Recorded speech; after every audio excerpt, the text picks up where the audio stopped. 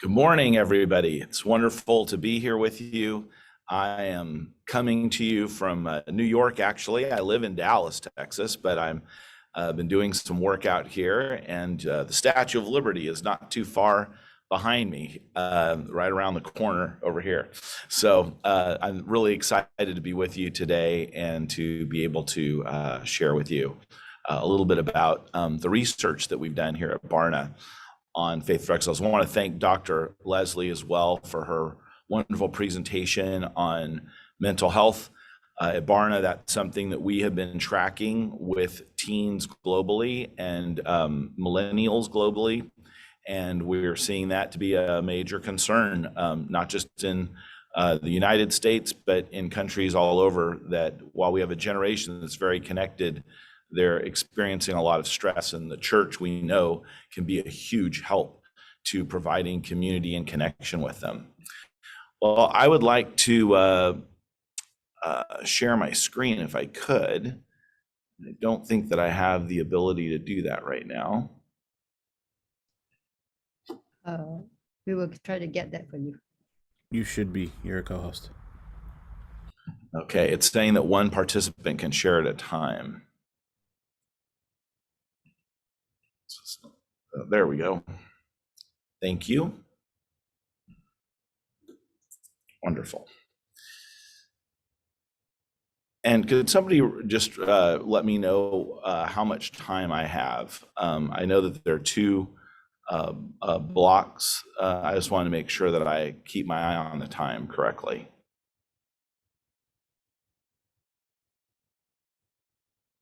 You have about 40 minutes.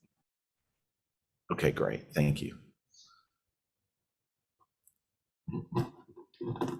So David Kinnaman, the president of Barna Research, and myself, we wrote this book, Faith for Exiles. And this is the third in a series of books that we've done at Barna that David's written. The first was looking at how the unchurched community was viewing people in the church. The second was looking at the group of young people that were growing up in church and leaving the church. And this book, David and I wanted to explore, why are people staying at the church? What is the motivation for remaining? And so that was what we wanted to explore in this passage, in this research that I'm going to be sharing with you today. What we wanted to explore was this idea of resilient exiles. What we found when we started looking at 16 to 29-year-olds who had remained faithful in church was that they had a unique quality to them, and this quality is resilience. It's a word that you may have heard shared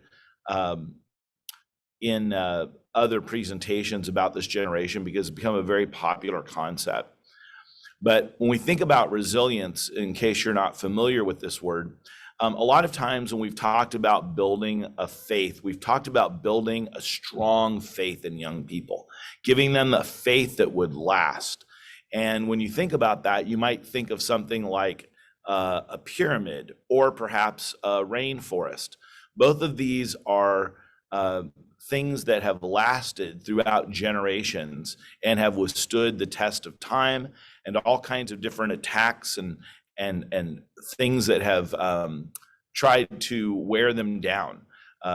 Weather, natural disasters, fires, all of these things have threatened pyramids and rainforests, yet they have endured. Yet one of them is resilient and the other is not. So when we think about a pyramid, this is something that is very strong, but it isn't resilient because it's actually quite fragile. If something were to destroy this pyramid, it would not raise itself again and rebuild itself. It would literally just remain a pile of rubble. However, if a lightning bolt were to strike in a rainforest and start a fire and burn much of it down, we know that over time that forest would heal itself, that it would come back to life again, and it would be rich and full of life, just as it had before, because a rainforest is resilient. So we have something that is robust and then we have something that is resilient. And when we think about our young people's faith in our churches, we would like you to think less about building a robust or strong faith, but rather build one that is resilient. And I want to share with you a little bit about what resilience looks like and how we can help develop that in young people. So the first thing that I'd like to discuss is just this idea of Jerusalem and Babylon. Our book talks about 5 ways that a new generation can follow Jesus in digital Babylon. What do we mean by that? When we read scripture, we see that often the nation of Israel, we see a culture where faith is at the center. It's monotheistic. They move at a slower pace. The idol is self-righteousness or false piety. And they live a relatively simple life. When we look at Babylon and the Babylonian culture, we see that faith is pushed to the margins. It's pluralistic. There are many gods and traditions that are worshiped. It's accelerated. It's frenetic. There's a little bit of a chaos to it. The idol is fitting in, being up to speed. It's the fear of missing out. And there's a bittersweet tension. And one of the things that I've noticed, not just in the United States, but globally, is that we are struggling in our nations to figure out what our identity is. And a lot of it is because our cultures have been moving from a Jerusalem-like kind of culture to more of a Babylonian culture, where we've all kind of had a sense of nation and who we are. We're now becoming very pluralistic as we become a global culture and a global society. And this shift has been very disorienting, not just in the broader culture, but in our churches as well, as we struggle to find our identity. And for the church, it's meant really trying to figure out how we separate our national identity with our kingdom identity in Jesus Christ. And that's ultimately the challenge that we have in reaching this young generation. So I'm going to share with you some data that is primarily from the United States. And these are trends that we also see in other countries as well. We have recently completed this very same research in 25 nations around the globe. We have not released it yet, but we will be releasing it shortly. And it uses many of these same measures that I'm going to be showing you here. But in the United States, Barna has been doing some long-term tracking of our population. And what we've seen is a decline in Christianity and a sharp increase and rise in people that say they don't affiliate with anything or they consider themselves to be atheistic.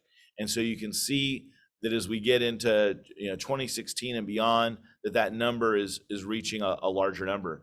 This is a shift that is happening in our country, but we also know that globally there are various trends like this as well that are being experienced, particularly among younger generations. So we looked at 15 to 23-year-olds, and we wanted to figure out how much spiritual input they were getting on their screens compared to how much other content they were receiving. And what we found is that among 15 to 23-year-olds, the estimated number of hours per year was about 2,700 hours of on-screen time. Now, globally, we found that from country to country that can vary, but this actually isn't an inconsistent number across the youth generation. In fact, we're finding that global youth actually identify with each other globally more than they do the generation above them. And so this global youth culture is something that God may be providing to be able to help unite Christians across the globe with a common set of values, understanding about how life works. We'll have to wait and see. But if you take a look here, what you'll see is, as we look at this, is that when we look at the spiritual content that we're receiving, is that the average 15 to 23-year-old in the United States is getting about 153 hours of spiritual content, and the typical 15 to 23-year-old churchgoer is getting about 300 hours, so about twice as much. So what you see in this diagram here is that whether you go to church or not, the screen is making a really big impact in the life of a young person. And this reality led David and I to realize that screens are actually responsible for a lot of the discipleship of our young people. So we have 4 kinds of exiles that we identified, and we're seeing these profiles to play out around the globe as well. And we're actually looking at these numbers in these 25 different countries that we were researching. The numbers are changed depending on which region of the world that you're in, but it's a very interesting portrait of what's going on in the world to think about these 4 groups. So while these percentages are from the United States, Barna does have available these numbers for other generations as well, and other parts of the world in the 25 countries that we surveyed. And you can find that at barna.com. So the first group are prodigals. Prodigals are young people who say, at one time, I identified as a Christian, but I no longer identify as a Christian. So what you won't see in any of these categories are people that have never been in church before. We're just looking at young people who have been in church. And we see that in the United States, that number is 22%. Now, what's remarkable is 10 years ago, David and I used the same question with the same generation, same age range, for another project that David was working on called You Lost Me. And that number was 11%. So in less than a decade in the United States, at least, that number has doubled of people who said, I once identified as a Christian, I no longer do. Now, that doesn't mean that they're not just attending church, not attending church. This is, I no longer consider myself to be a Christian. And that's significant, and it's very consistent with the trends that we're seeing in other research that we've done. Then we have a group of people that we call the nomads. These are what we call lapsed Christians. These are young people who say, I still consider myself to be a Christian. I still believe in Jesus and am positive toward Christianity, but I don't attend church anymore. I just am not a part of a faith community. And that makes up about 30% of the 18 to 29-year-olds that we researched that grew up as Christians. And what was really interesting about this group is that really they're not very different than the prodigals when it comes to their behavior and their life and the decisions that they're making. The only thing that we really see is different among these nomads is that they are still friendly and positive toward Christianity, but they're not connected to a faith community. So what we're seeing is that being connected to a church family, to a faith community, is very important in their ability to grow and mature in their faith. Now, the next group, and it's this next part that we really focused on in our research, the 22% and the 30%, the prodigals and the nomads, that was the work that we did in other projects, You Lost Me and Unchristian. What we wanted to look at is, what about those that are staying in church, that are remaining connected to the church? And what we found is that there were 38% of that group that were what we call habitual churchgoers. Now, when we asked them basic questions about, is Jesus God's son? Is the Bible the Word of God? Was Jesus born of a virgin? What do you believe happens after you die? Really basic questions about Christianity and its belief, things that all Orthodox denominations would believe. This group doesn't score well in those questions. Their faith belief, their doctrine is weak, but they go to church with great frequency. So if the church is open on Sunday, there's a good chance that a habitual churchgoer is going to church. So this is a group that's really interesting to us. And we see this group to be rather large in most countries that we look at. They're going to church, but they don't necessarily know a lot about their faith. And when we ask them, is your faith important to the decisions that you make every day? This group doesn't feel that their faith is really important to how they live each day. When we ask them if they're here to influence the world and change the world around them with the teaching of Jesus, this is a group that tells us, no, I don't really feel that's the calling in my life.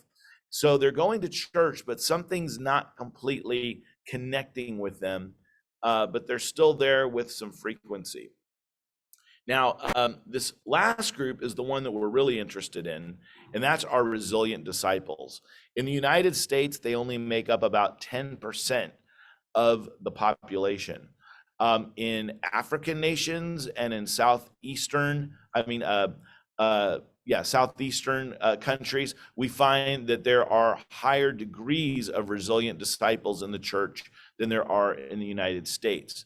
But in places like Europe and in the US, that's not so much the case. In Central and South America, there's some more than in the US. But this group is a group that we're really focused on and we're really curious about. Now, some people ask, because our research was done prior to the pandemic, they go, how has the pandemic, shaped or affected this particular, group of people? And I want to show you what that looks like. So in the middle of the pandemic in the United States, we took a sample of 13 to 21-year-olds. Now, this was a little bit bigger group than the other group that we did, but we just wanted to see where things were tracking. What we found is that among 13 to 21-year-olds in 2020, we had 9% resilient disciples, so within the margin of error there, 27% habitual churchgoers, so about a 10%, 11% drop in that group. And in the nomads and lapsed Christians, that number had dipped, and the rise in non-Christians and ex-Christians had increased. So as you can imagine, this was a concern to us, looking at how the pandemic has affected this young group of people. And one of the things I would like to encourage you in, as you are thinking about, how should we build our strategies for reaching young people kind of coming out of the pandemic over the next few years, we really need to focus on these habitual churchgoers. The resilients are the ones that seem to be showing up even in the midst of lockdowns. They'll attend Zoom church, things of that nature. But among the habitual churchgoers, we're seeing that group fall away as the church becomes more online, as the church is starting to return to meet in person again. This group is lapsing. So just an insight on that. Now, these groups have some real differences between them. And I want to show you, just in terms of their screen time, how different they're using screens. So among resilient disciples, they're taking in about 562 hours of spiritual content on their screens. Look at, compared to habituals, it's almost half that at 291 hours. And the prodigals and the nomads, you see, it's almost about the same. And it's just a little bit less than 100 hours that they're taking in. So there is a huge difference in these groups in terms of what they believe, how they practice, how they behave. And that is really significant and something that we should understand.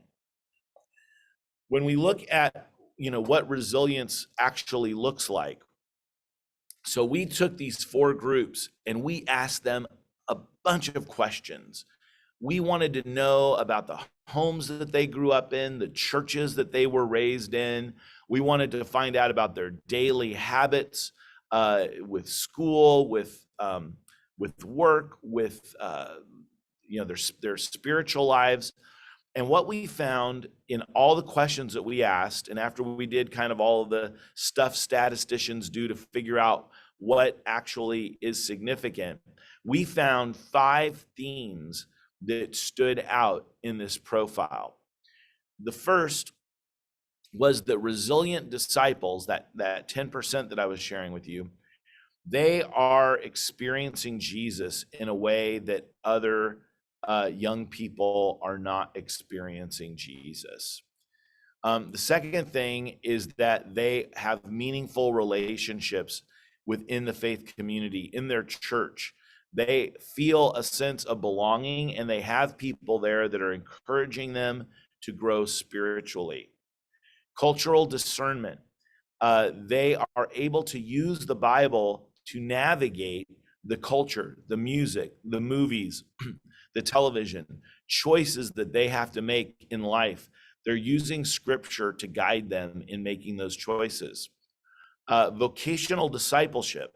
This may be a word that is new to you, but this idea that their work and their faith are seen as integrated. They're not seen as separate experiences, but literally a common experience is had. So they see their work as a place to minister. And then the last thing is countercultural mission. These resilients understand that they are aliens and strangers in the world, that this world is not their home. So they don't expect that they are always going to be able to live as the people in the world do. You can imagine this is very significant for a young person to have this understanding that because I am a Christian, I will not be living in the same way that my fellow generation is living alongside me. And so they understand that living for Jesus means living differently at some times. And so this is the picture of resilience. Now, I want to just kind of like unpack a little bit a couple of these. In this first seminar, I'll just kind of share a couple ideas, and we can look at a couple others at a later time in another workshop. But experiencing Jesus, when we looked at this was how we defined it based on our interactions with this group. Experiencing Jesus means clearing religious clutter for closeness with and joy in Christ. Now, when I say religious clutter, we all come from different denominations and backgrounds. You're all obviously within the Adventist movement, but we all come from different backgrounds. We all bring, no matter what our denomination is, there's just religious clutter that we've kind of collected along the way. Traditions, habits, ways of doing things. And some of these things have maybe lost some of their vibrance. And while they become very comfortable and comforting to us, sometimes they maybe don't have the same relevance that they do to generations growing up. And I remember when my grandmother was alive, having really deep conversations with her about certain things at our church that I just felt were unnecessary, but were deeply meaningful to her and her generation. And it was important for me to understand that. But for me, some of these things were religious clutter. And for my grandmother as well, she would admit that there were some things that had become religious clutter. Resilient disciples have the ability to navigate this on their own. But for other young people, they may not be able to do that completely on their own. They may need us to help them navigate this.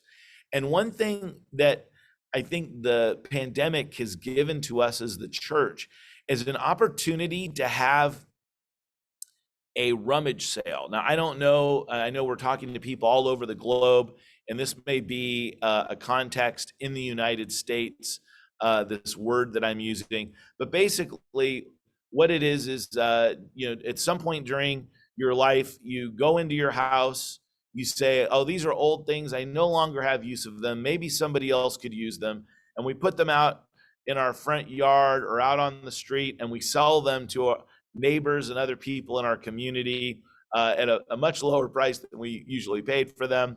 and they take them and, it's a new thing for them. Well, the pandemic is giving us an opportunity to have a spiritual rummage sale, to say in our churches, what are some things that, we don't need to bring back once we start opening back up again and we're operating at full steam. And I know different places around the world, we're experiencing that differently. Even in the United States, in different states, we're experiencing that differently.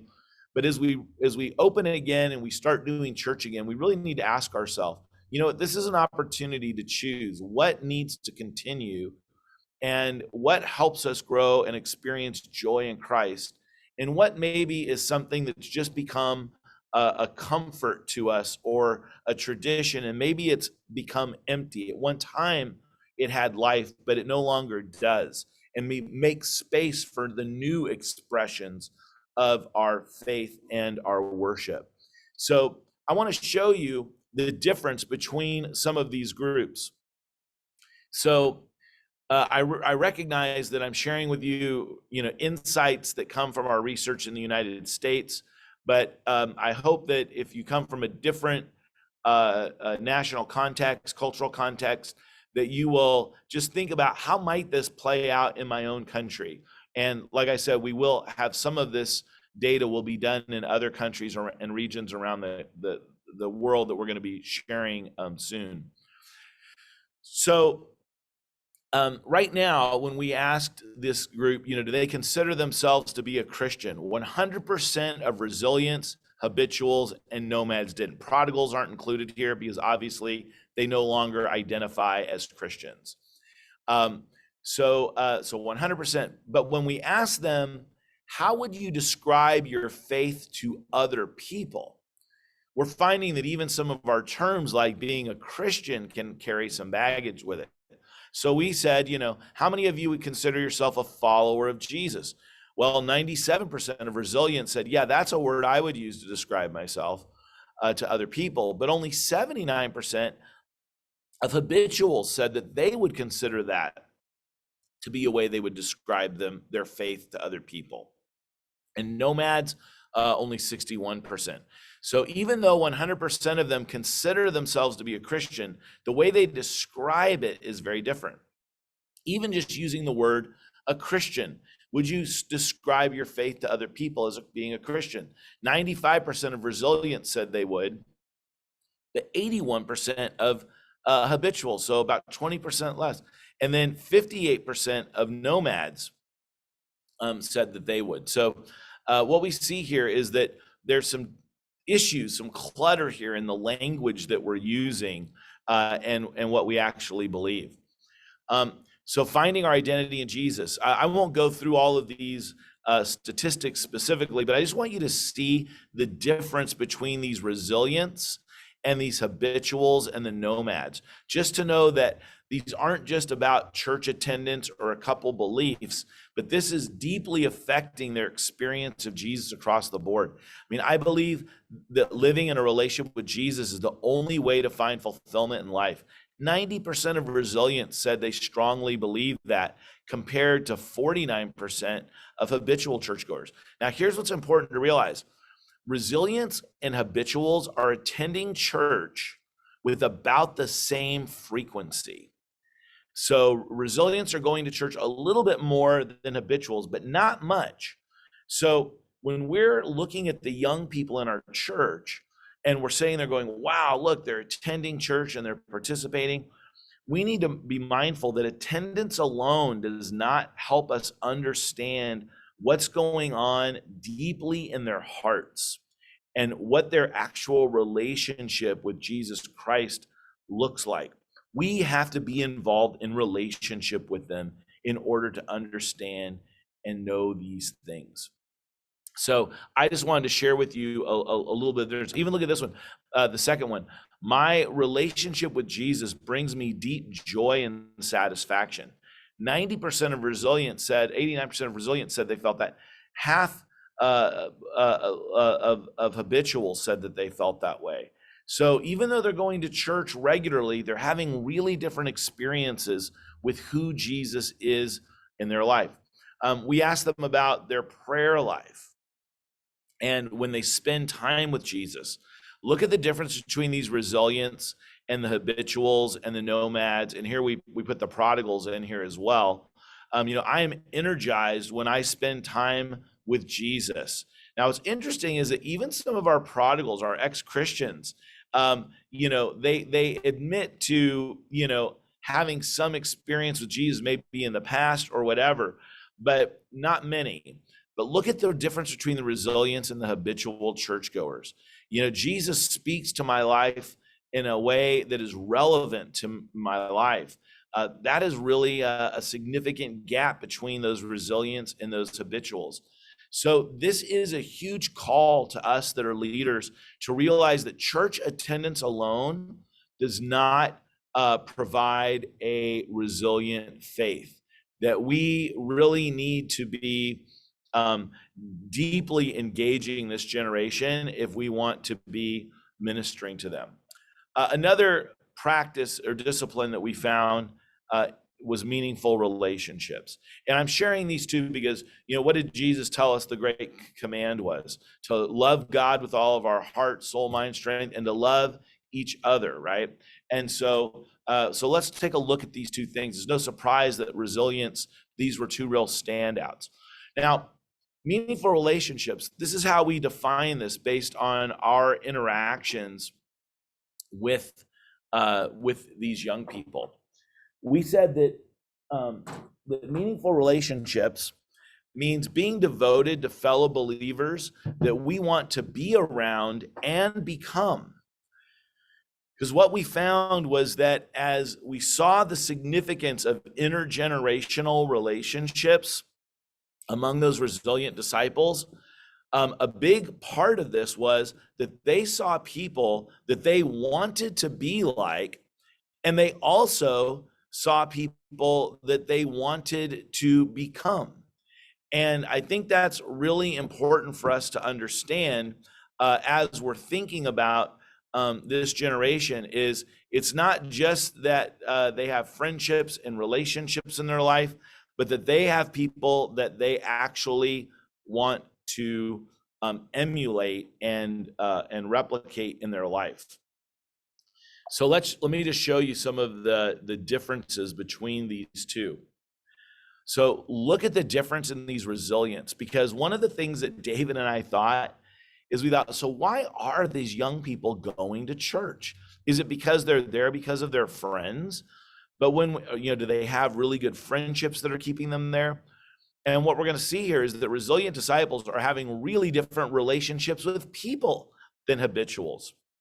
In fact, there's very little difference usually between habituals, nomads, and prodigals when it comes to some of the relational experiences that they're having at church. So here we see, I have at least one close friend that I trust with my secrets. 83% of resilients say that they have that kind of relational person in their life, compared to 51% of habituals. When growing up, I had close personal friends who were adults. 81% of resilients compared to 69% of habituals. I have someone in my life other than my family who I can go to for advice on personal issues. 77% of resilients feel that they have that person in their life, compared to 47% of habituals.